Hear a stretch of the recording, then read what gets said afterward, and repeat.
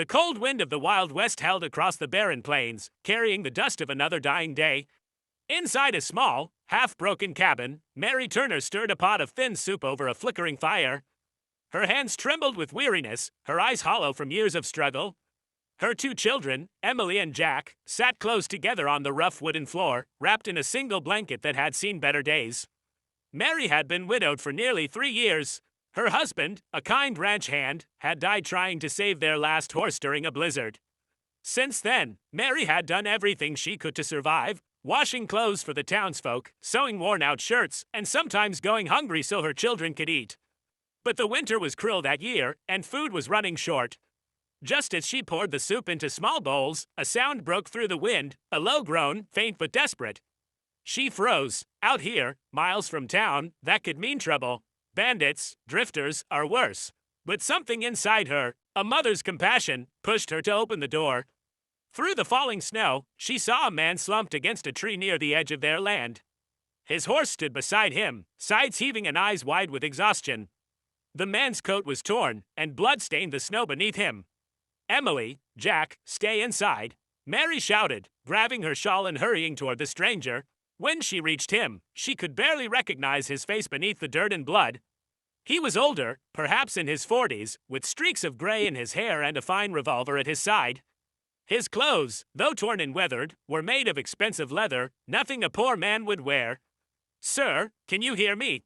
Mary whispered, kneeling beside him. His eyes fluttered open, piercing blue despite the pain clouding them. "Water," he rasped. She lifted his head gently and gave him a sip from her flask. His breathing steadied slightly. "You're hurt bad," she said. "You need a doctor." "No time," he murmured. "They'll be comin' after me." Before she could ask who, his eyes rolled back and he slumped again. Mary looked toward the horizon. The wind carried no sound of pursuit, but she didn't want to take chances. She half dragged, half carried the man into the cabin, laying him by the fire. Her children watched with wide eyes as she cut his shirt open and cleaned the bullet wound in his shoulder. "Ma, who is he?" Jack whispered. "I don't know," she said softly. "But he's human, and he's hurt.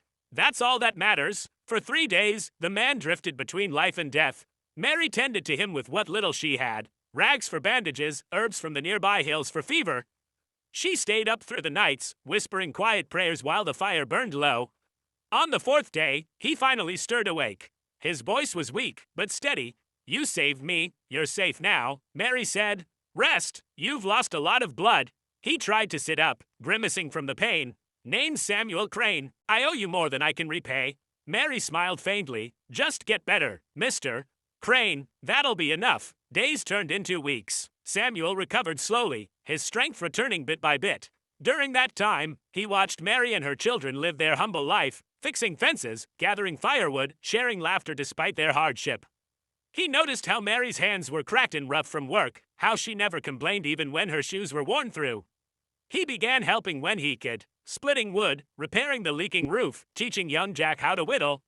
Emily adored him, often asking him to tell stories of the world beyond their little homestead. But behind Samuel's calm eyes, there was a storm. He hadn't told them everything. Before he collapsed that night, he had been fleeing from men who wanted him dead, former business partners who had betrayed him. Once, Samuel Crane had been one of the richest cattle barons in Texas. But after a gunfight over stolen land deeds, he'd been left for dead, stripped of everything he owned. Now, he was a ghost of his former self, until Mary's kindness brought him back to life. One night, as snow fell silently outside, Samuel sat by the fire with Mary. The children were asleep, their breathing soft and even. "You didn't ask who I was, or why I was out there," he said. Mary looked into the flames. "Didn't matter. A man in need is still a man." He smiled faintly. "You remind me of someone I lost long ago. Your wife." He nodded. "She died 5 years back. I thought I'd buried my heart with her. But seeing how you fight for your kids with nothing but faith and grit, I remembered what goodness looks like."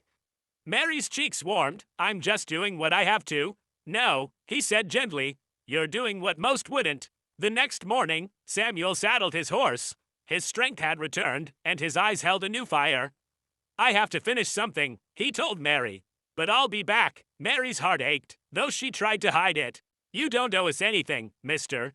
Crane. You've done enough." He looked at her, his voice low. You don't understand. You gave me life when I had nothing left. I aim to repay that.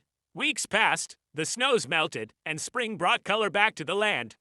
Mary tried not to think about Samuel, but his absence lingered like a ghost. Life went on, though food was still scarce and bills piled up. Then, one warm morning, a wagon appeared on the horizon. Two fine horses pulled it, and sitting at the reins was Samuel Crane, clean-shaven, dressed in a black coat, and smiling like a man reborn. Mary ran out to meet him, her children close behind. "Mr. Crane, you came back," Emily cried. He stepped down, his boots hitting the dirt with quiet authority. "Told you I would." Mary looked at the wagon and gasped. It was filled with supplies, sacks of flour, beans, sugar, tools, new clothes, even books for the children. "What is all this?" she asked, stunned. "Your new beginning," he said. "I went back to town, took care of the men who tried to ruin me, legally this time. Reclaimed what was mine, and then some." Mary shook her head. "We can't accept this." He took her hands in his rough palms warm and steady. "You saved me when I was nothing, Mary. Let me do the same for you." Tears filled her eyes. For the first time in years, she felt seen, not as a poor widow, not as a struggling mother, but as a woman who had given hope when she had none to spare. Samuel stayed. Together, they rebuilt the small homestead into a thriving ranch. Jack learned to ride and rope. Emily tended the gardens and read every book Samuel brought her. The cabin grew into a home filled with laughter, warmth, and promise. As the months passed, Mary and Samuel's bond deepened, not out of need, but out of quiet respect and growing affection. One evening, beneath the orange glow of sunset, Samuel took her hand. "Mary," he said softly, "you gave me a reason to live. I want to spend the rest of my days giving you reasons to smile."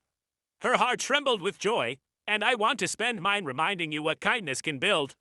The children watched from the porch as their mother and the once dying cowboy stood together, the wind carrying the promise of a new life. Years later, the locals would often speak of Samuel Crane, the wealthy rancher who vanished and returned a changed man. But those who visited his ranch knew the truth. They saw the way he worked beside his wife, the way he laughed with her children as if they were his own, and how every harvest season, he gave half his profits to widows and orphans across the county. They said he was a man saved not by fortune, but by the love of a poor widow who taught him that real riches come not from gold or land, but from the hearts we heal and the lives we touch. And on quiet nights, as the stars shone over their ranch, Mary would look at him and whisper, "You changed our lives, Samuel." He'd smile, kiss her hand, and reply, "No, Mary. You changed mine."